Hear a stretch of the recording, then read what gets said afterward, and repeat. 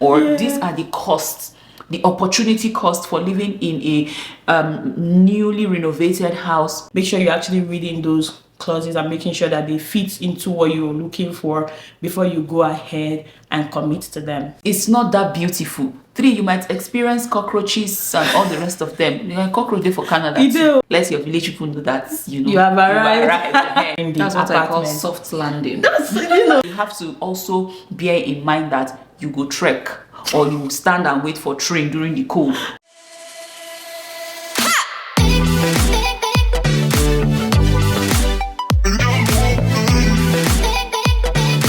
Hi guys, welcome back to my channel.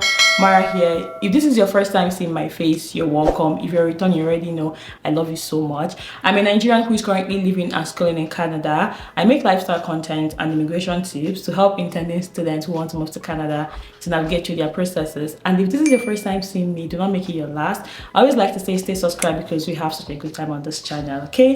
So in today's video, I have my friend Christy, who is also a YouTuber. I'm going to have her YouTube name on the screen and also in the description box. You guys should definitely check her out. I have her here because I want us to talk about a topic that a couple of you have asked me, about. That is accommodation in Canada, especially for students, right? So we're going to share and let you guys know where you can find accommodation, the type of accommodations that will be available to you as a student, how to navigate it, and the things that you need to consider when you are actually looking for an accommodation as a student. So without further ado, let's get right into the video. So because as an international student, once you get your admission and you apply for your visa and you get your visa to come down to Canada, the first thing always for most international students, it was for me, okay, when I got my visa was, okay, how do I get accommodation, right? Where can you find accommodation as students? We also have some list here, so we're going to kind of talk about it and just give you ideas on how you can navigate accommodation back home, like when you are still in Nigeria before you land Canada. So the first on my list is on-campus houses. I always advise people that if you're coming to Canada, your first option would, especially when you don't know anybody here, should be on-campus housing.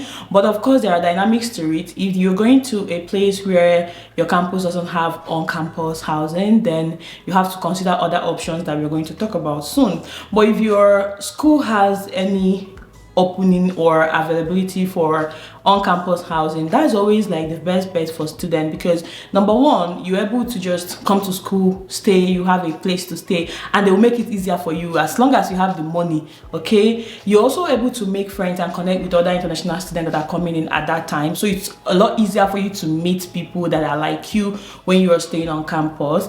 And another part of it that I want to talk about is before you decide to consider on-campus housing, make sure that you are reading the terms and conditions. Make sure you're reading those agreements, because I've had instances where students come here and they stay on campus, and after a month maybe they get accommodation and they want to leave, and there's a clause that kind of always says like, oh, you can't leave till a certain duration. So make sure you are reading. I'm just bringing that into perspective just in case you're considering using the school housing facilities. The second place where you can find housing as an international student here would be Facebook Market and Kijiji. This is a very popular one, okay? If you're coming to Canada, you can find houses in Facebook Market and Kijiji. But there's also a bit of challenge with this because you can't really access Canadian or the location from Nigeria. So what I did was I had to call a friend that was already in Canada.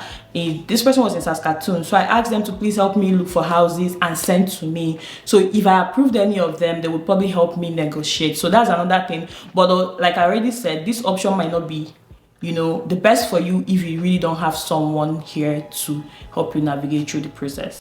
On the contrary, during when I was searching for accommodation, I was able to actually access Facebook. Yes, maybe Facebook. It has changed. Yeah, I was able to access. But I know even currently some people would message me to say I can't access Facebook Marketplace. Yeah, I wasn't able to. Maybe for houses in Canada. Also. But I saw houses both in Kijiji and Facebook Marketplace. But one thing that I would like to mention is before my advice to international students is do your due diligence, right?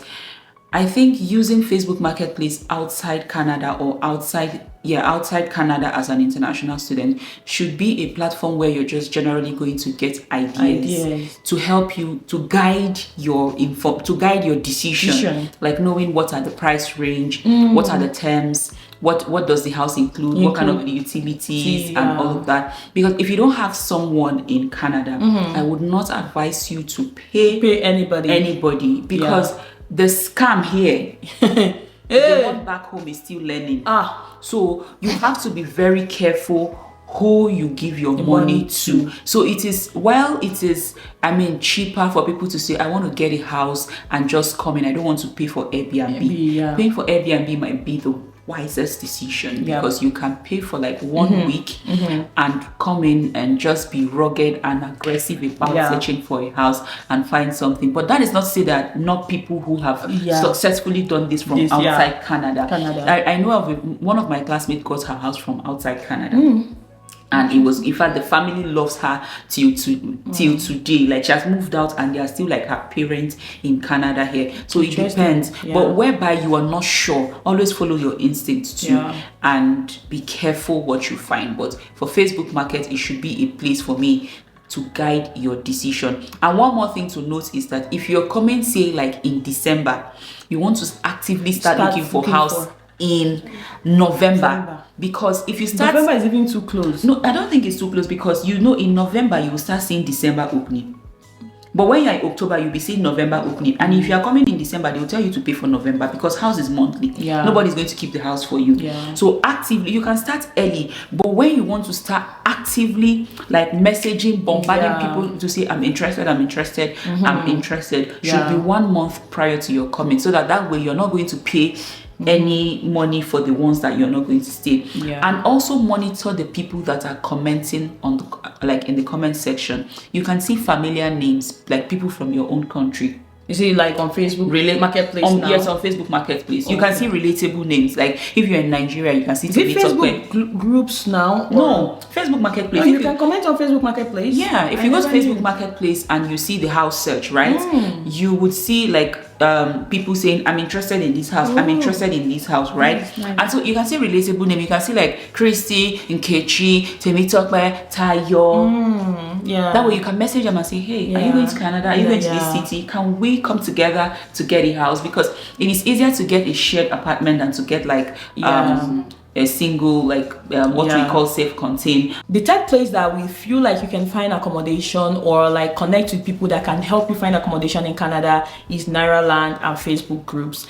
Just open Nigerian and you just type moving to Canada or Canadian immigration or students moving to Canada trend. You're going to actually connect with a lot of people. I know people personally in Canada here that became friends from Nigeria before they moved here, just because they connected with each other via that Nigerian, and they eventually became roommates, right? So Nigerian and Facebook groups, like, it's definitely somewhere you have to always be, like 247, for you to see if you can connect with people. Christy kind of mentioned that. And also make sure that you're verifying the identity of all these people you are chatting with. The first place where students have testified to find accommodation in Canada is rental.ca. But also with rental.ca, you see landlords, right? But because you're a student, some landlords might not be willing to lease their apartment to you just because you don't meet some certain requirements or certain criteria that they are looking for. That might be your employment history, your proof of earning, or even like being referred by a previous landlord. So some of those things are things that some landlords in rental.ca might consider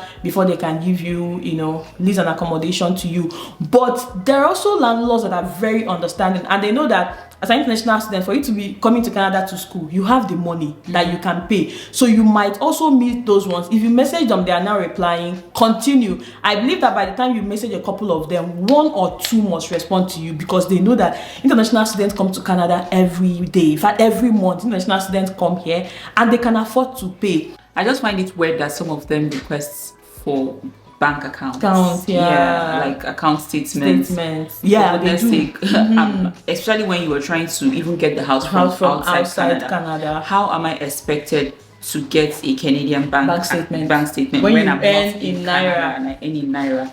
So it's just annoying. And And some of the houses on rental.ca I consider them very expensive. Yes, very expensive. So very when I was expensive. searching for house and I went there like twice, it's never a place I want to be. Yeah. I just prefer to do Kijiji and Facebook markets. It might not be your best option as a student, but make sure you're not at least neglecting it. You can try it. If it doesn't work for you, you move to the next. The last one on this section of where you can find accommodation as a student is Google. I say this so much because I feel like Google is your friend, and if you're moving to Canada, you already know that you should be researching these things, right? What we share here is just our experiences. It might work for us, it might not work for the next person. Just make sure you're using Google. If you go on Google, you can type accommodation. Let's assume you're going to BC or Vancouver. You can type accommodation in Vancouver. You're going to see a lot of websites that will refer you, that'll be like, oh, maybe there's this particular company and they, give accommodation, or that they have houses for rent. Then you can reach out to them. Like I always say, use your discernment. Make sure that your spirit is alert, because if you sense anything odd with the communication, you cut it off. So run. When you're looking for accommodation here and you're back home, you have to engage your inner spirit. You have to just know when something is fishy. When it's too good to be true, then it's not true. It's not true. And so that's what I love when Christy said, you can use Facebook Marketplace to compare prices. So if someone is giving you a price that looks ridiculously cheaper, it might be like, come on, it might be a miracle. Sometimes it might be true, but let's not be too spiritual about everything. You have to actually like make sure that that is authentic before you commit to it. So in the next section, we are going to be talking about accommodations that will be available to students. What kind of accommodation can you really get as a student? Okay, so there are condos, apartments, houses. In fact, there are so many of them, but we are going to try and narrow it down to like what I feel like is stable for most students and our own experiences as well. For me, I think students should consider sharing options. That's definitely the top on the list for me.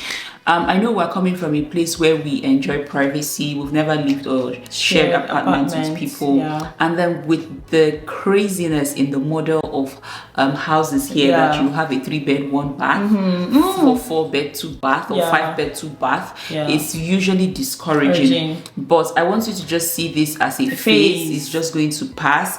But it is important that you start. If you cannot, especially when you are on a budget, just have a shared accommodation. It is not that bad. You still have your privacy. You may not be alone, but you still have a privacy. And everything that has an advantage has a disadvantage. At least you have people that you talk to, people that you share your daily experience with, your daily frustrations, your daily wins, your daily losses. You share those things with at that initial point. And maybe after 1 year, when you must have adjusted to the system, you can now move because it is cheaper. You find friends, you meet people. It cuts out that loneliness from you until you adjust and know what works for you. So my best bet is sharing, because you share everything. You share your internet bill, you share your electricity bill. Like if I was not staying alone, I would be paying all 40. My internet bill is about $49, I think. So but I'm splitting this bill with my roommates, which makes it very reasonable. But if I was staying alone, I'll be paying this bill myself, because this is the cheapest plan that is available for international students. And when it comes to shared apartments, I would advise, make sure you're staying with people of your culture, or people that are from your country or closer to you. Do you know why? Because those people will be able to relate to certain things that you go through. And even like cooking, like how our African food can have like some aroma and stuff. Another part of living in a shared apartment that is also very dicey, you have to take note of, if you are the one bringing the person you are living with, and you think, oh, this person, this person, or you've been in Canada and you met the person here, two of you are sharing, it's fine. You can be the sole the person on the contract that is like leasing the apartment, because the person on the contract that is leasing the apartment, if anything goes wrong, you are responsible. But if you don't trust the person that you want to share that apartment with, you can talk to your landlord and be like, oh, we are students and we are both going to be staying here, so you guys are both responsible for anything that happens. Do you understand? If they have to hold anybody responsible, they know who they are coming for. So don't go and put your name in a list that you don't really trust the person, okay? So that's one thing about shared apartment. And make sure you're picking people that are from somewhere that you understand. That is relatable. But in a situation where you don't have that choice, option, yes, it can't be that bad. It can't be that bad, right? Yes. And then it might also be for a phase, like you said. And be careful before you sign the lease. That's another thing I forgot to say. Most leases here would allow, you would say 1 year lease. Okay, so that's another thing. If you say 1 year lease, you have to bear and live with that person for 1 year. So all those things are things you have to put in consideration before you actually decide. I usually don't advise international students to sign a 1 year lease. Always look for houses that have 4 months, 6 months maximum. Yeah. Just so that you are not in a fix if you have to leave. 1 year is it's a long time.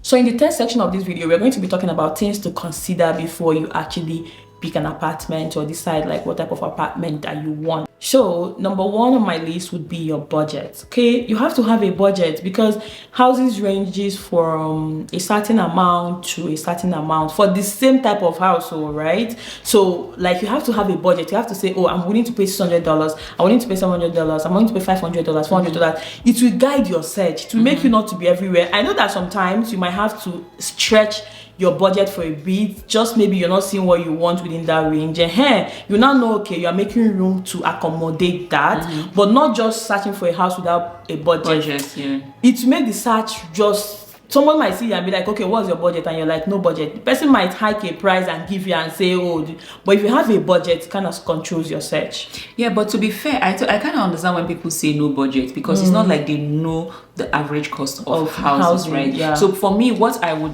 advise is when you just do a random search, cost of 1 bedroom, cost of 2 bedroom, and you consistently see 1,215, you just know that, okay, this is what is obtainable in the market, and then you can now make a budget out of that. That's why I usually say just go to Facebook to give you an idea on what is obtainable in the market, so that it guides and informs your decision and choices. I agree with you. Another point you have to consider is the proximity to your school and your store. Okay, the like grocery stores. I believe that if you're coming as a student, you're new here, you probably don't know anybody, and commuting is something that is very, very important. You don't want to get a house that is like like 45 minutes drive from your university. No way. You're going to be so frustrated, I tell you, especially if you don't drive. Especially if you don't drive, and maybe most students don't start driving immediately. Yes. Do you understand? They take their time just to, get into the system before they get a car. All right, so you want to make sure that the school is a few minutes away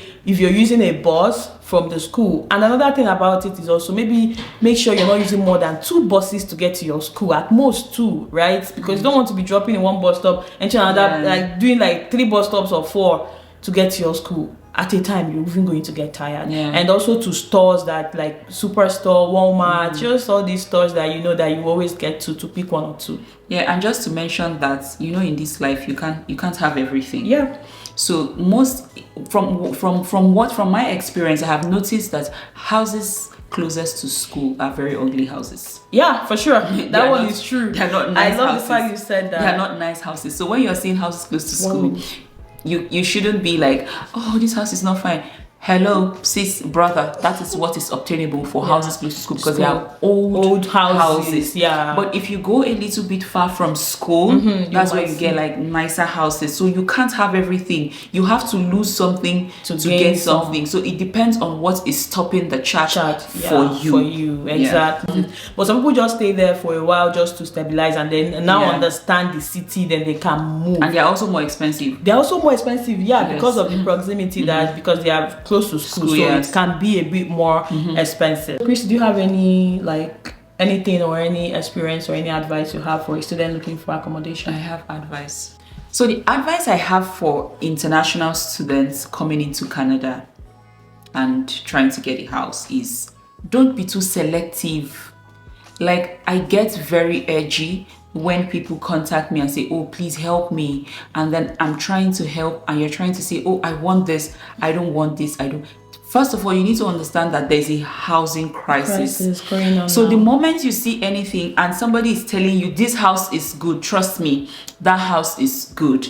Someone that is living here that has the experience. That has the experience saying that this house is good, that house is good, and that person is a student, that house is good. It can't be that bad. So you, like I said the other, see, there's what opportunity cost. You have to give something to get something, right? So you can't get it all. It is either you live far from school in a very beautiful house that you want to maybe make selfie and let your village people know that you have arrived. Hey, you have to also bear in mind that you go trek, or you stand and wait for train during the cold, or these are the costs, the opportunity cost for living in a newly renovated house away from school.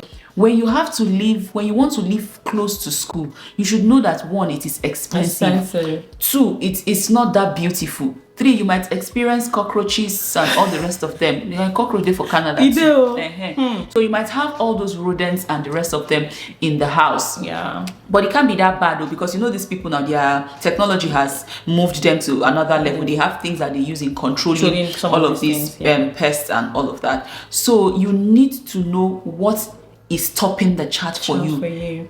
Clean house versus close to school house. So whichever it is, don't stress the person that is helping you.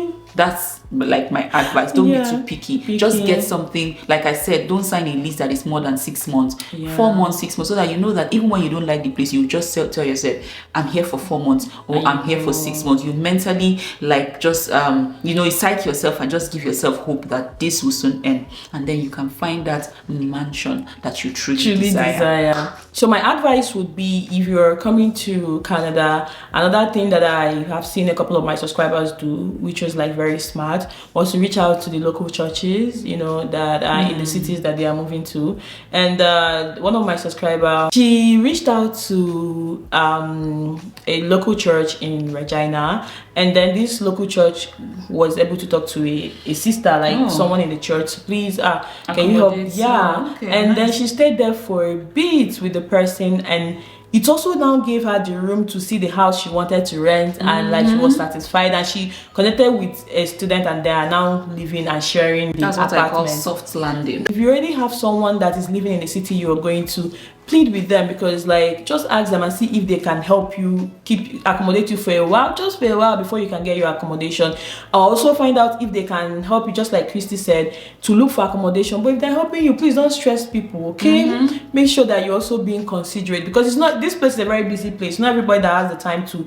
And when you see a house online, you have to go for viewing. All those things take time, and people make out time to do that. I wanted to also add, if you know somebody and they say they can't, they truly can't. Don't get entitled or feel upset, because it's not easy for international students working, schooling, and it's too much. So if they say they can't, trust me, they can't. That doesn't make them a bad person. So please just bear with them, because when you come, you go use your eye, see waiting that they see. And to conclude this, if you're coming to Canada, do not come to Canada empty-handed. Come to Canada with money. Maybe you need money to pay. So don't come empty-handed and be like, I've left, I've jabbed. If you are not careful, the suffering here will be more intense for you in the beginning than whatever life you think you're experiencing back home or wherever you're coming from. And I hope you guys enjoyed this video, and I hope it informs you and just kind of helps you in your search for accommodation in Canada as an international student.